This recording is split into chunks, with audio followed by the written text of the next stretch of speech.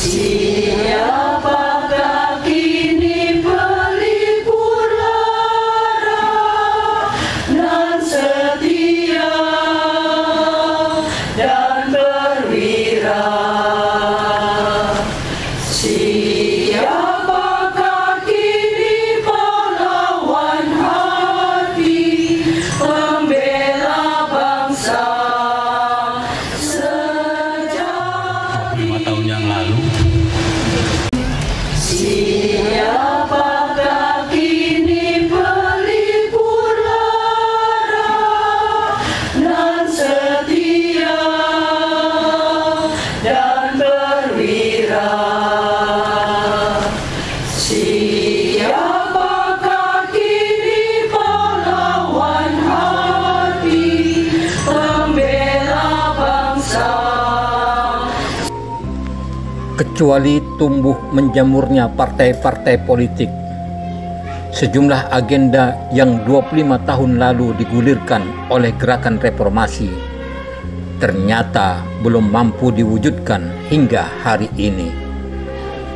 Bahkan dalam banyak hal, kondisi yang terjadi hari ini jauh lebih buruk keadaannya dibanding masa Orde Baru dulu.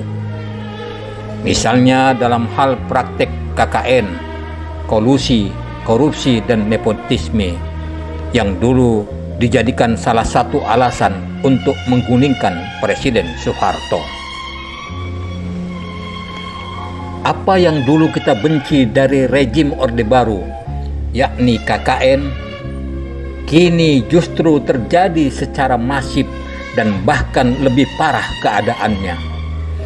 Praktek kolusi, korupsi, nepotisme itu terjadi di mana-mana dan di hampir semua lini kehidupan. Bahkan di banyak daerah, praktek KKN itu memunculkan kekuasaan dinasti dalam bentuk lahirnya raja-raja kecil ditampuk kekuasaan pemerintahan. Dengan kekuatan uang, pengaruh, dan dukungan partai politik, kekuasaan pemerintahan di satu daerah tak bisa berpindah ke pihak lain kecuali ke klan yang itu saja. Setelah suaminya tak lagi menjadi bupati, menjadi wali kota, menjadi gubernur, bahkan menjadi kepala desa, karena undang-undang hanya membatasi hingga 2 periode saja, yang maju jadi calon gubernur, jadi calon bupati, jadi calon wali kota, jadi calon kepala desa adalah istrinya, atau anaknya, atau adiknya, atau kerabat dekatnya. Sehingga di banyak daerah yang jadi kepala daerah selalu dari keluarga yang itu saja.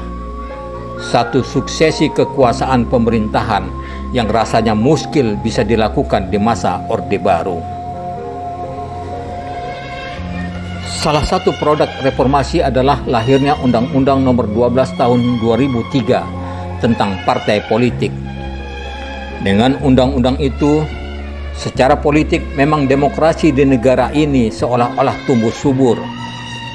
Partai-partai tumbuh bak jamur di musim hujan.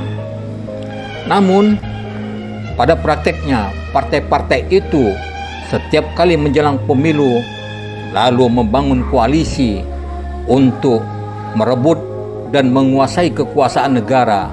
Hal itulah yang justru membuat tidak ada perubahan yang signifikan terhadap kehidupan berbangsa dan bernegara.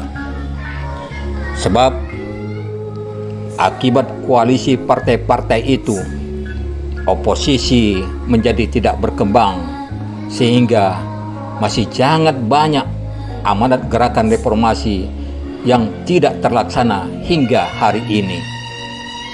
Baik itu amanat reformasi di bidang politik, ekonomi, sosial, budaya, pendidikan, kesehatan, kesejahteraan rakyat, dan penegakan hukum. Keadaan ini tentu saja tidak bisa begitu saja diabaikan. Dalam hal praktek korupsi pun demikian keadaannya. Saat ini Praktek korupsi bahkan jauh lebih dahsyat modusnya, lebih besar jumlah uangnya, dan lebih banyak pelakunya. Praktek korupsi bahkan dilakukan secara berjamaah hingga sampai ke tingkat desa.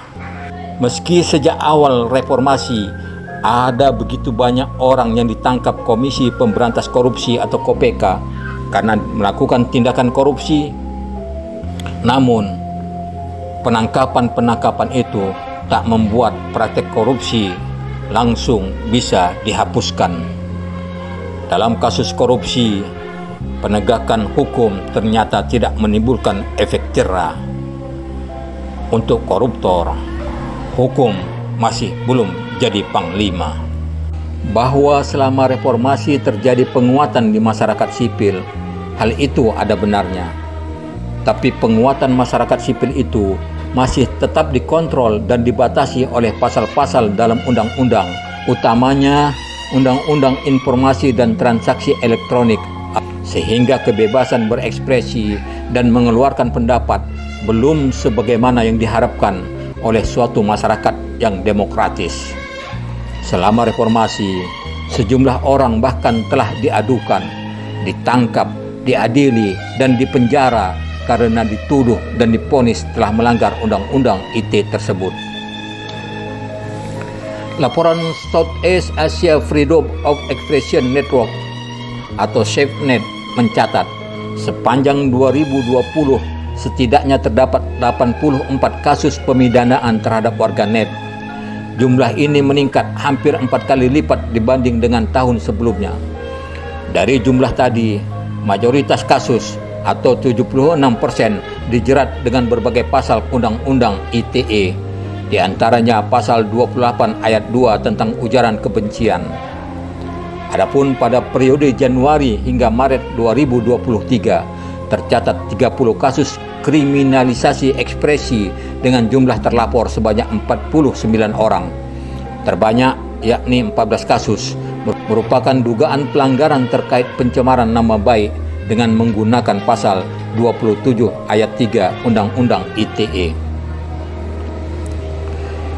Hari ini sudah 25 tahun gerakan reformasi yang ditandai dengan kerusuhan massal pada 13 hingga 15 Mei 1998 yang menewaskan ribuan orang anak bangsa berlalu.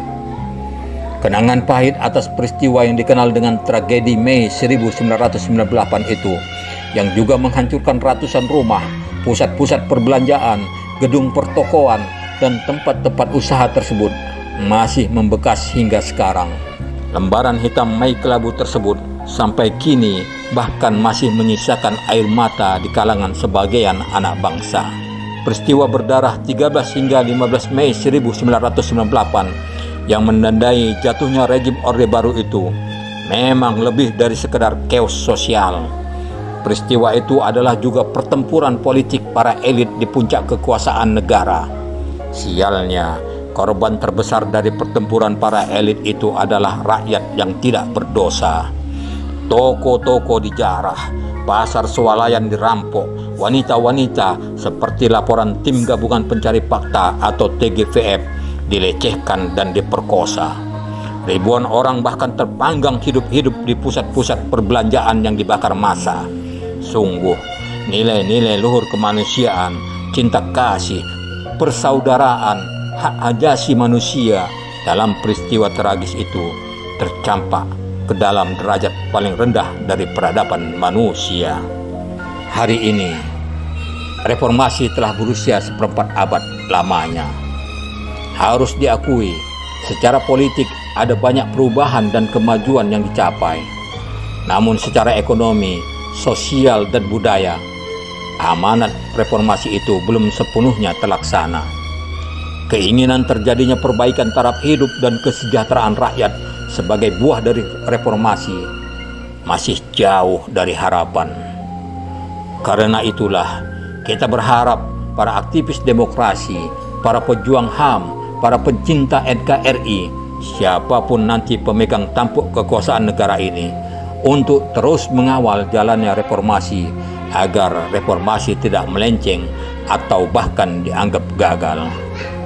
Sebab di tengah-tengah situasi kehidupan berbangsa dan bernegara sekarang ini, di mana politik masih sebagai panglima, kita masih akan terus dihadapkan pada pertanyaan, setelah 25 tahun reformasi, apa sebenarnya yang sudah didapat rakyat dari reformasi ini?